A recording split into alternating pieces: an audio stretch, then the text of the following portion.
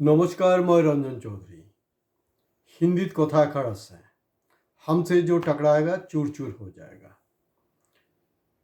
তেনেকুৱাও কিন্তু জুবিনৰ লগত হ'ল। কথাটো কি মানে জীৱিত, মই ইয়াৰ আগতে এপিছ'ড কৰিছোঁ, জীৱিত জুবিনতকৈ মৃত জুবিন কিন্তু কেইবা গুণ বেছি শক্তিশালী। তেজপুৰ ইউনিভাৰ্চিটিত কেঁচুখানোতে সাপ কেনেকৈ ওলালে, ছাবস্ক্ৰাইব কেলে কৰিবলৈ কৈ আছোঁ মই। তেজপুৰ ইউনিভাৰ্চিটিৰ ওপৰত মই ইতিমধ্যে 2টা এপিছ'ড কৰিছোঁ। তো গতিকে যিবিলাক প্ৰকৃত মানে তেজপুৰবাসী হয়, তেজপুৰক ভাল পায়, স্বাভিমানী অসমীয়া, তেওঁলোক বাৰম্বাৰ মোক ৰিকুৱেষ্ট কৰিছে।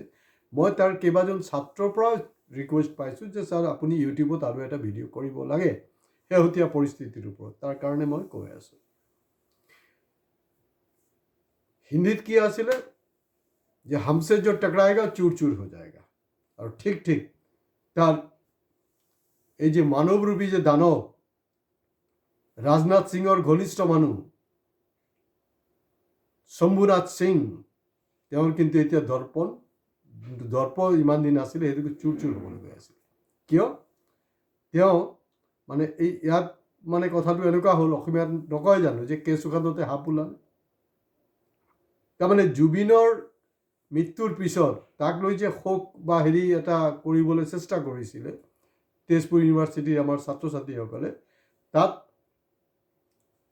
শম্ভুনাথে বাধা প্ৰদান কৰিছিলে। মূল কথাটো সেইটোৱে, আৰু সেইটোৱে মানে কেঁচুখানোতে সাপ হৈ গ'ল।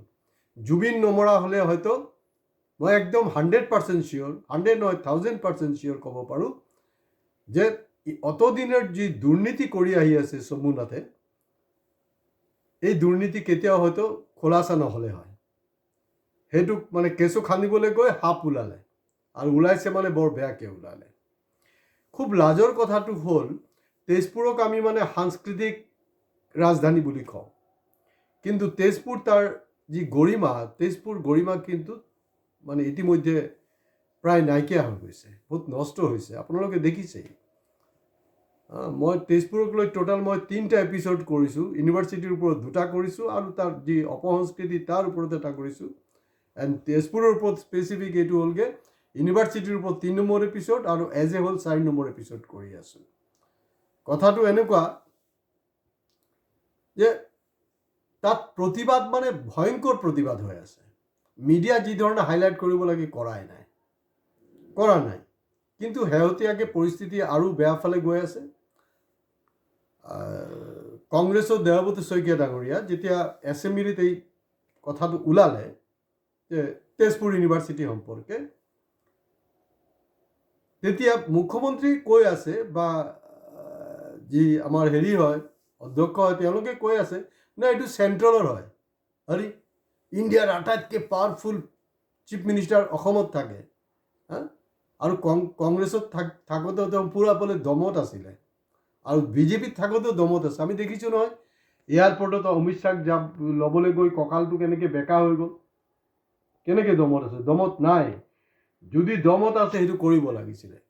আৰু শেহতীয়াকৈ কথাটো হ'ল এনেকুৱা, বিজেপিৰ কোনো সাংসদ নহয়, এজিপিৰ কোনো সাংসদ নহয়, কংগ্ৰেছৰ গৌৰৱ গগৈ আৰু আমাৰ ইণ্ডিপেণ্ডেণ্ট অজিত ভূঞা ডাঙৰীয়া, তেওঁলোকে এই কথাটো ওলাইছে ইউনিভাৰ্চিটি সম্পৰ্কে। এইটো প্ৰধানমন্ত্ৰীৰ হস্তক্ষেপ বিচাৰিছে, হস্তক্ষেপ কৰা নাই।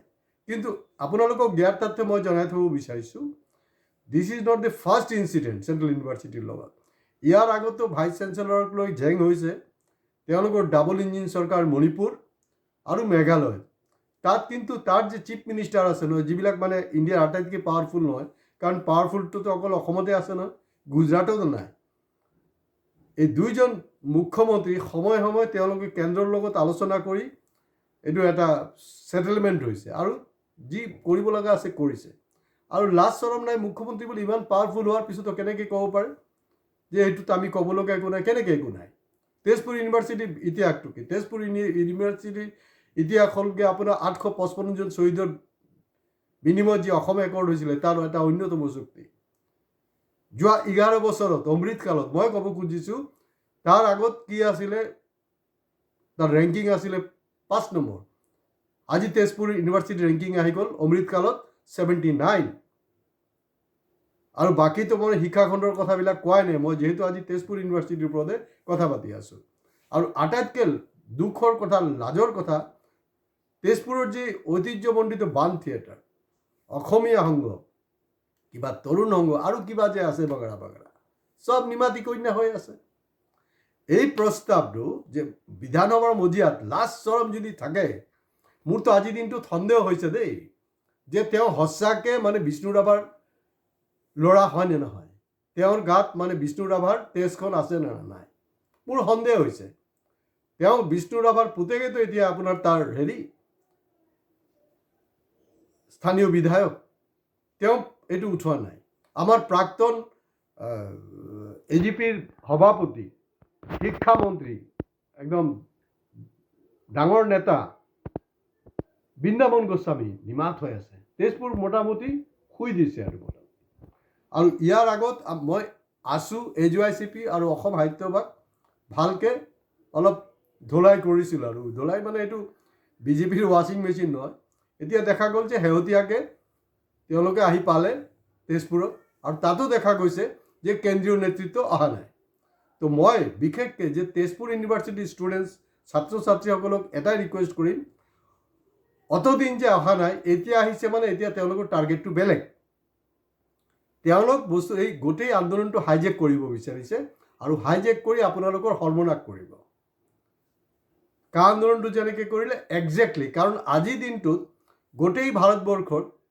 JNU বা জামিয়া মিলিয়া যি ধৰণৰ মানে এজিটেশ্যন হোৱা নাই যোৱা 2 মাহ সেই তেনেকুৱা এটা কিন্তু গোটেই ভাৰতবৰ্ষত চেণ্ট্ৰেল ইউনিভাৰ্চিটিত বা যিকোনো ইউনিভাৰ্চিটিত আন্দোলন কিন্তু ইতিহাস ৰচনা কৰিছে তেজপুৰ ইউনিভাৰ্চিটি গতিকে মোৰ তেজপুৰ ইউনিভাৰ্চিটিৰ ছাত্ৰ ছাত্ৰীসকলৰ ওপৰত বিশ্বাস আছে যে আছুৰ যে সেই ভেলকিবাজি সেইটোত যাতে মানে পাহৰি নাযায় আৰু কোনো পধ্যেই নেতৃত্ব আপোনালোকৰ লগত হ'ব চাব এই ভিডিঅ'ৰ পিছত কিন্তু সমুজ্জ্বল আৰু কিবা কিবা উৎপল চুৎপল আছে তাহাঁতি গৈ তাত পাব কাৰণ তাহাঁতি গালি খাইছে মই বাকাইদা গালি দিছোঁ সমালোচনা নহয় ভুল হ'ব মই বাকাইদা আছুক গালি গালাজ কৰিছোঁ যাৰ ফলত এতিয়া গৈছে 2 মাহ পিছত সময় নাই নেকি আছুৰ সময় নাছিলে তেওঁলোকৰ কোনো দায়িত্ব নাছিলে নেকি সেইদিনাখন তেজপুৰক একজন মানুহ মই সুধিছোঁ যে কি হ'ল আছুৱে এতিয়ালৈকে আহৰি পোৱা নাই নেকি বোলে নাই তেওঁলোকে দূৰৰ পৰা পৰ্যবেক্ষণ কৰি আছে মই ক'লো কিহৰ ঘটনা পৰ্যবেক্ষণ কৰি আছে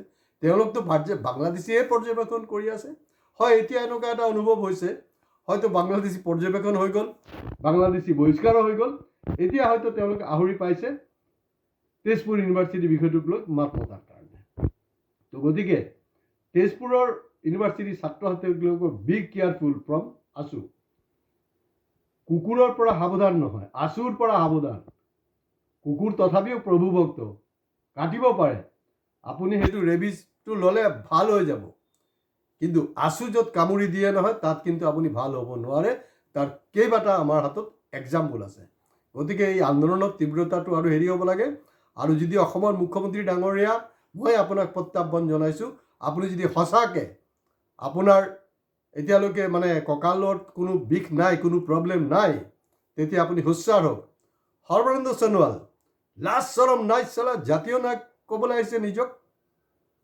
দিল্লীত বহি আপোনাৰ কিবা দিৱস পাতি আছে আৰু ইছ্যুটো সেইটো কেলে আপোনালোকে নাছিলে নেকি আছুত নাছিলে নেকি কোনে দিছিলে জাতীয় নায়ক আছুৱে দিছিলে আমি দিয়া নাই নে অসমবাসীয়ে দিয়া নাই আপুনি তাত চুকাফা দিৱসৰ কিবা পাতিছে ভাল কথা কিন্তু এইটো কেলে কৰিব পৰা নাই দেখা গৈছে যে অসমৰ নেতাবিলাকতকৈ অসমৰ মুখ্যমন্ত্ৰীতকৈ মণিপুৰ বা মেঘালয়ৰ যি নেতৃত্ব আছে তেওঁলোক যদিও NDAৰ পাৰ্টনাৰ তথাপি তেওঁলোকে কিন্তু সোচ্চাৰ হৈছে নিজৰ ৰাজ্যৰ স্বাভিমানৰ ক্ষেত্ৰত কিন্তু অসমৰ মুখ্যমন্ত্ৰী অসমৰ এই চামচা যে নেতা মিনিষ্টাৰবিলাক আছে চেণ্ট্ৰেলত বহি আছে তাহাঁতি কিন্তু কোনো মাত মাতিব পৰা নাই তো গতিকে এইটো এটা শুভ লক্ষণ আৰু মই চৰকাৰক সকীয়াই দিব বিচাৰিছোঁ কাৰণ তেওঁলোকৰ ষ্টুডেণ্টছৰ শিডিউল আছিলে 3 ডিচেম্বৰৰ পৰা এক্সাম হ'বলৈ সেইটোতো গ'ল আজি 3 ডিচেম্বৰ এতিয়া নেক্সট শিডিউল এটা কৰা হৈছে 8 ডিচেম্বৰ গতিকে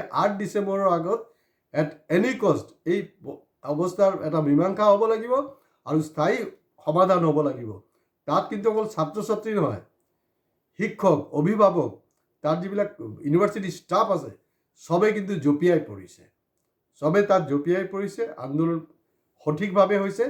গতিকে চৰকাৰ কোনো পধ্যে কিন্তু এই যে আচুৰ বৰ্তা সমুজল চমুজল নবহিব, মই চিধা কৈ আছোঁ। আৰু যদি বহে এইটো ফিটিং।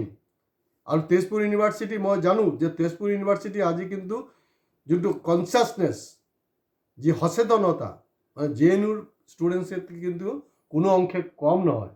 গতিকে আপোনালোকে সেইটো কৰিব লাগে। আৰু মই দেখিছোঁ এই যোৱা আন্দোলনত বিশেষকৈ যে আপোনাৰ তেজপুৰ যে নাগৰিক সমাজ আছে, নাগৰিক সমাজ কিন্তু যথেষ্ট সক্ৰিয়ভাৱে আগভাগ লৈছে। তো গতিকে বাকীবিলাকো অকল আঁচনি লৈ যে বহি থাকে, আৰু এই যে বাইদেউ ভনীসকল আছে, তেজপুৰত বাইদেউ ভনীসকল কি হ'ল, শুই দিলে নেকি আপোনালোকে? চেক ল'বলৈ গুচি যায় নহয়, লাজ চৰম নাই? জুবিনক অপমান কৰিছে, আমাৰ তেজপুৰ ইউনিভাৰ্চিটিৰ ষ্টুডেণ্টছৰ জিন্দগী বৰবাদ কৰিবলৈ ওলাইছে তেওঁলোকে। আপোনালোক ওলাই নাহে কেলে? কি হৈ আছে? আৰু তেজপুৰৰ যি সমাজ, তথাকথিত যি সাংস্কৃতিক সমাজ, তাহাঁতৰ কি হৈছে জানেনে?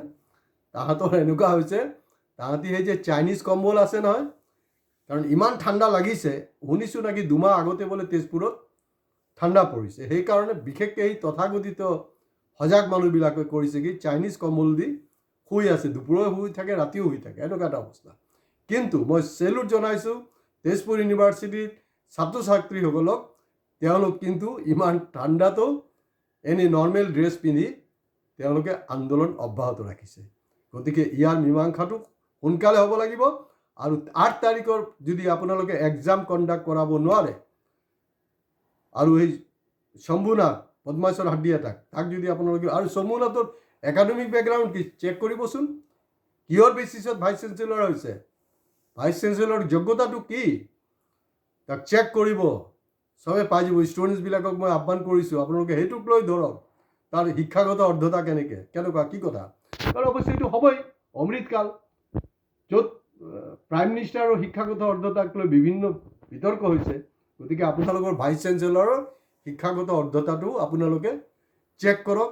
আৰু ষ্টুডেণ্টছবিলাকক মই স্পেচিয়েলি ৰিকুৱেষ্ট কৰিছোঁ, তেজপুৰ নাগৰিক সমাজক মই আহ্বান জনাইছোঁ, আপোনালোকে আমাৰ এই ভিডিঅ' মেক্সিমামৰ পৰা মেক্সিমাম শ্বেয়াৰ কৰক, যাতে হিলি যায়।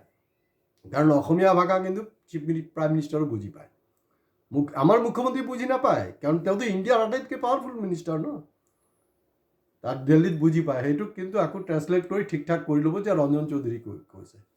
তো গতিকে সেইটো আপোনালোকৰ লাষ্ট চান্স, কাৰণ ইয়াৰ পিছত আপোনালোকৰ হৈ মই কোনো ভিডিঅ' নকৰোঁ, কাৰণ দেশত আৰু সমস্যা আছে।